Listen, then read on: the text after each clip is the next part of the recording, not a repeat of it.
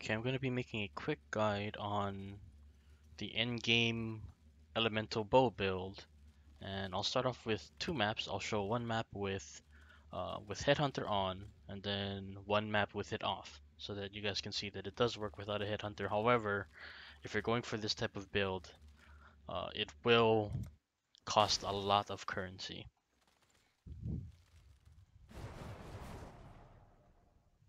Bells are rung in celebration.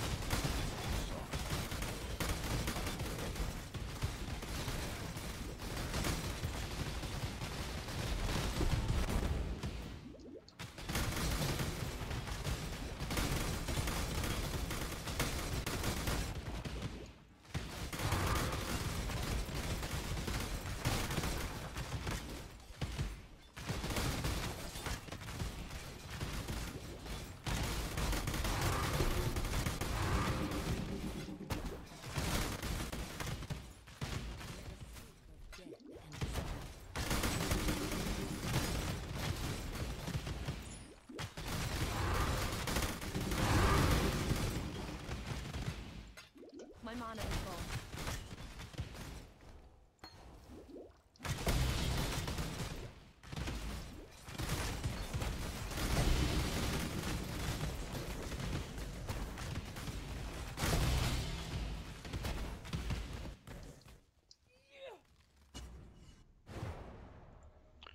And here's the run with no Headhunter on. So I swap it out with Bisco's Leash.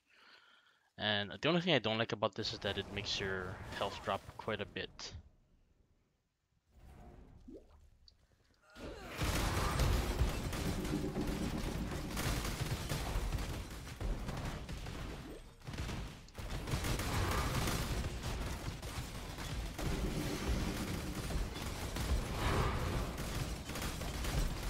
I'll skip the Abyss because it's gonna take too long.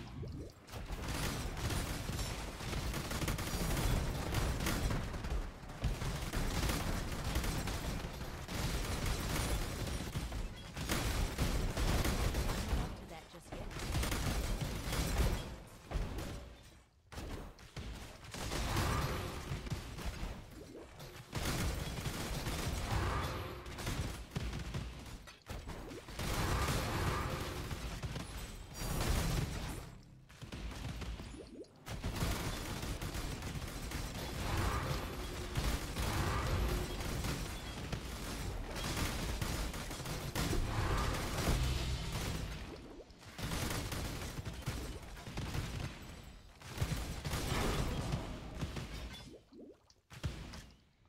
Okay, and that was the run with no Headhunter. Personally, I like it on only because it's more fun. Technically, because I'm level 100 on this character, I should not be using Headhunter since I could just do this for more quantity, and it is almost the same exact speed. Okay, so for gear, you will need the Tornado Shot projectile enchant. For this one, I got a high rolled one and also did the 30% quality corrupt from Beastcraft.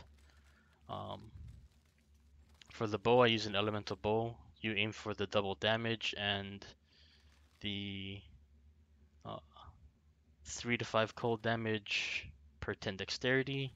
When I'm using Headhunter, this goes up to 500. I'm not dex stacking at all. And use Queen of the Forest with the Thief's Torment. This is just the socketed so that you can level up another gem. Use a Quant Amulet.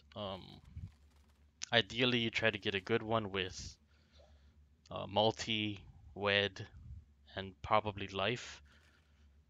Since I went full out crafting and buying, I actually bought this one. I crafted one before this that was very similar but had elemental pen before rather than uh, the elemental damage with attacks, and it's almost the same damage. But I wanted to try and make that one perfect, and it ended up failing. For the quiver, you end up using a 2-arrow quiver. Try to get as many useful stats other than the 2 arrows, but if you can't afford it, then just go with the 2-arrow. And right now there are around 5 exalts, so this is actually pretty easy to get a good one. Then I use a Curse on Hit, Elemental Weakness, because I have Power Charge Generation from my bow.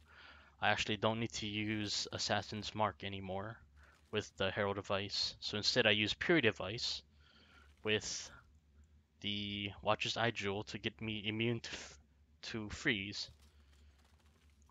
You combo that with the Pantheon to get reduced effective chill on yourself, and you don't need to use a freeze flask.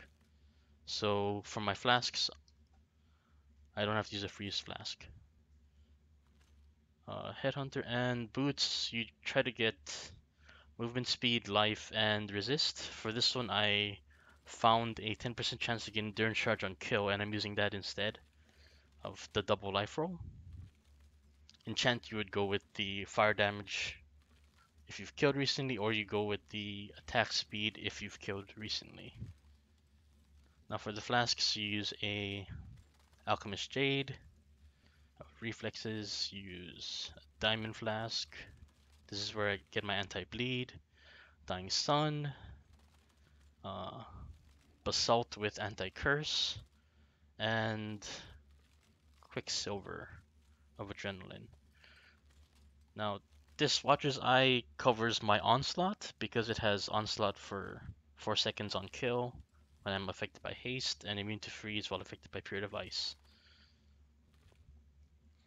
For the tree, this is when going for max speed. It's about 320% window movement speed when you killed recently and have all of your buffs up, which is equivalent to somewhere around 400% movement speed with Tailwind.